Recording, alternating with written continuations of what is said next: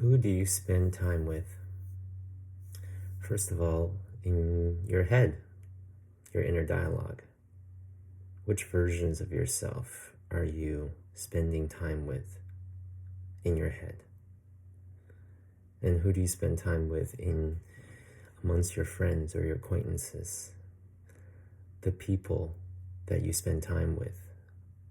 I invite you to notice the qualities of especially those that you spend the most amount of time with, and how that may be affecting you.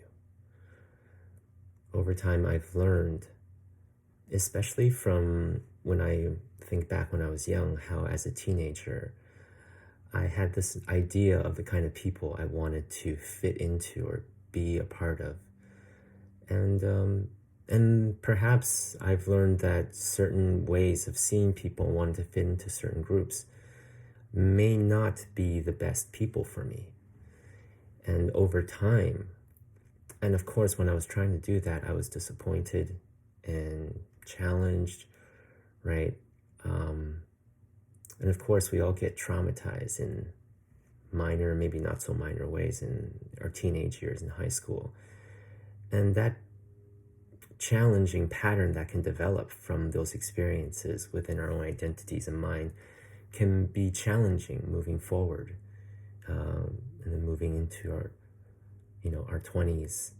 So over time, I've gotten the chance to learn to spend time with people that had qualities that was good for me, that I can learn from. And it first started off with audiobooks, right? Books, videos, spending time with people who have learned a lot about themselves and about the world,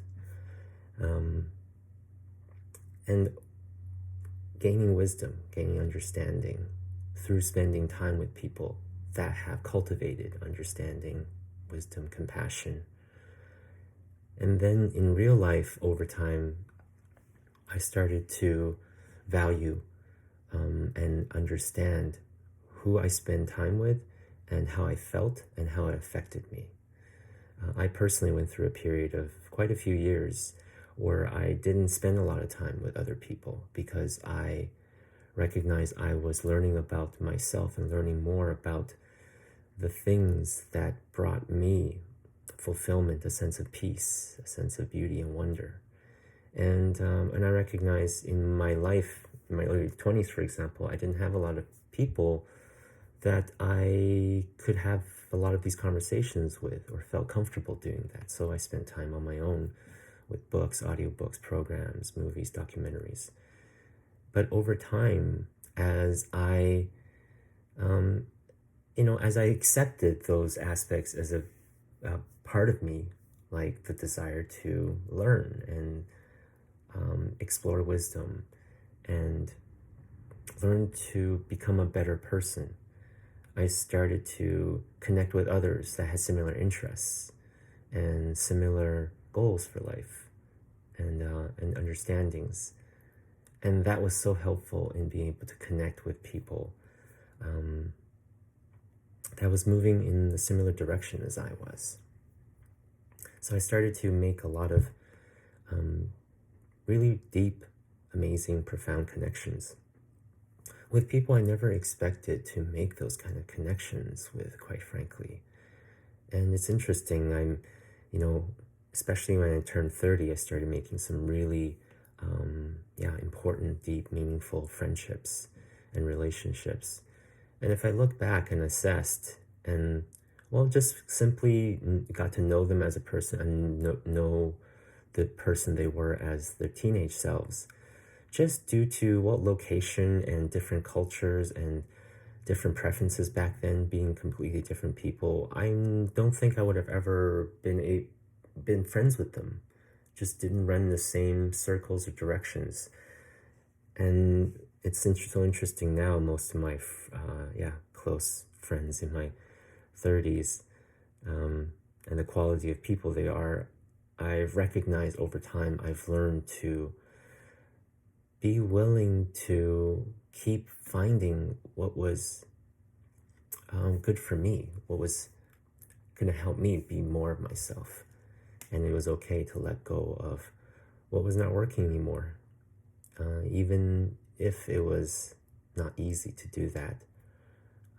So I just wanted to share about that piece, because we spend that time in our mind, and the people we spend time with has a lot to do with the kind of qualities of dialogue we have within ourselves. Just think a friendship when you're young as a kid.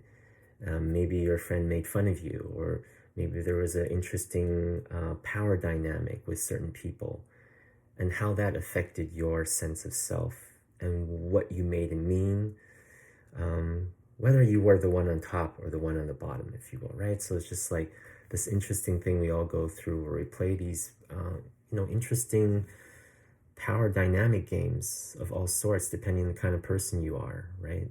And we evolve into different kinds of people and may play different kinds of posturing, one-upmanship games. As a man, as a masculine, I certainly understand that very well. But the feminine certainly has its own journeys through all those different dynamics as well.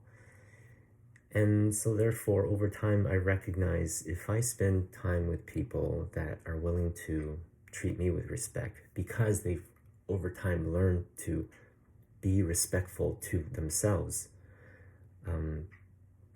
then the kind of influences I have on me is so much different than what I experienced when I was filled with self-doubt and self-hate and self-denial and self-judgment.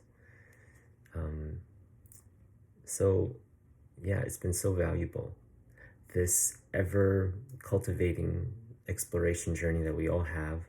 I mean, if we all, each of us, just assessed the relationships we have in our lives, the time we spend in those relationships, and the way we spend time in them, and if it's loving or not, if it's caring, if it's respectful, if there's a mutual learning or not, is there codependency, is there enabling, is there this passive aggressiveness, what is involved with it, and how do we experience ourselves in our various relationships?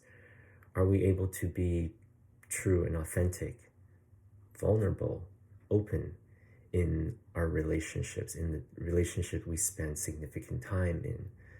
So, and if we take a look and if we realize, oh, perhaps that is not, there's qualities that is not healthy, that I don't enjoy, know that there's absolutely possible to change, right? So I encourage you to take a look and realize this navigation through life and the people you spend time with, including the various parts and versions of yourself or personalities, however you want to think of it, right?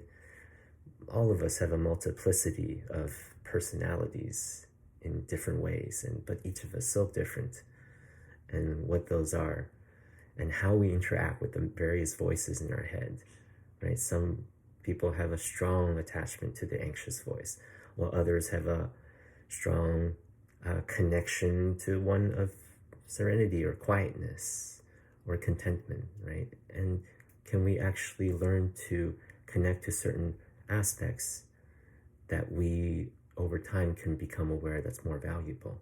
Yes, absolutely. It takes the willingness to simply just explore. Yeah, I wish you all the best, and I wish you good friendship with yourself and with others, because there's really in friendship is really such value, and I know I've experienced so much love and amazing experiences. And over time, as I learn to cultivate that friendship with myself, with life, and with others, more and more of those experiences are coming my way, and in very much unexpected ways. So, and I hope you have an amazing journey yourself with all of it. Take good care.